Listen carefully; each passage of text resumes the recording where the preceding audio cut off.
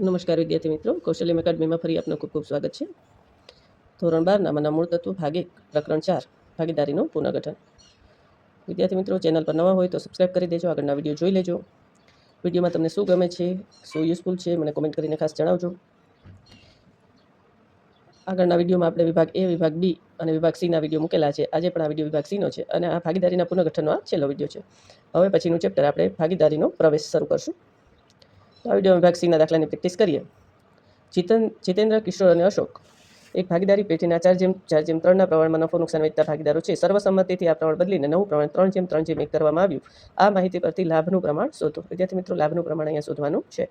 તો જૂનું પ્રમાણ આપણને ખબર છે 4:4:3 અને નવું પ્રમાણ છે 3:3:1. ભાગીદારના લાભનું પ્રમાણનું સૂત્ર છે નવો ભાગ માઇનસ જૂનો ભાગ. તો આપણે જીતેન્દ્રનો લાભ શોધીએ તો જીતેન્દ્રનો નવો ભાગ છે 3/7 માઇનસ જૂનો ભાગ છે 4/11. ચોકડી ગુણાકાર કરીને લસા મળી 11 × 7 = 77, 11 × 33, 7 ચોક 28. તો વિદ્યાર્થી મિત્રો, 33માંથી 28 જાય. જીતેન્દ્રનો લાભ થશે 5/77.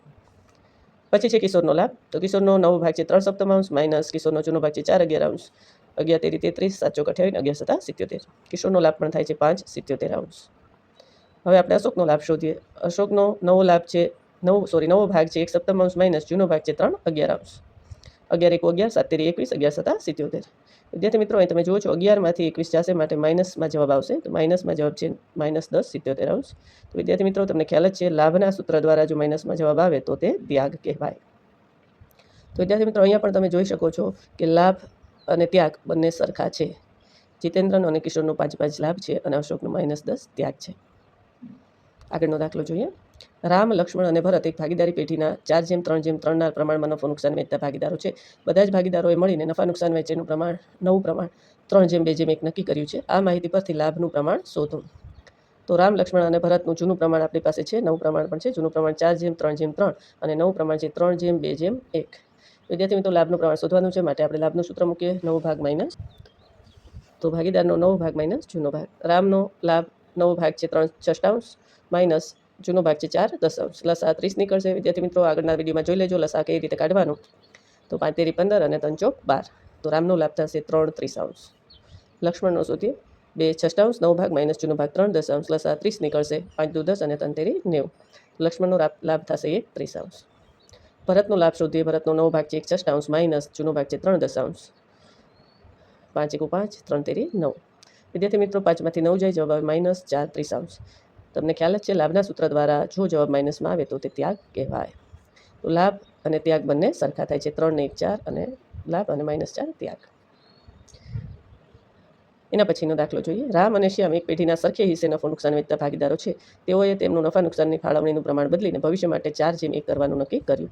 કયા ભાગીદારે કેટલો ત્યાગ કર્યો છે તેની ગણતરી દર્શાવો. તો વિદ્યાર્થી મિત્રો, અહીંયા આપણે ત્યાગનું પ્રમાણ શોધવાનું છે, માટે જૂનો ભાગ માઇનસ નવો ભાગ. જૂનું પ્રમાણ આપણને આપ્યું છે 1:1, સરખે હિસ્સે એટલે 1:1 અને નવું પ્રમાણ 4:1. તો ભાગીદારનો ત્યાગનું સૂત્ર મૂકીએ જૂનો ભાગ માઇનસ નવો ભાગ. રામનો ત્યાગ છે 1/2 માઇનસ 4/5. વિદ્યાર્થી મિત્રો, લસા 10 નીકળશે. 5 × 5 4 × 2 8. 5માંથી 8 જાય, માટે રામના ત્યાગના સૂત્ર દ્વારા માઇનસમાં જવાબ આવે છે એટલે શું થશે? લાભ થશે. તો રામને લાભ થાય છે 3/10. શ્યામનો ત્યાગ જોઈએ. 1/2 માઇનસ 1/5 બરાબર લસા નીકળશે 10. 5 × 5 2 × 2.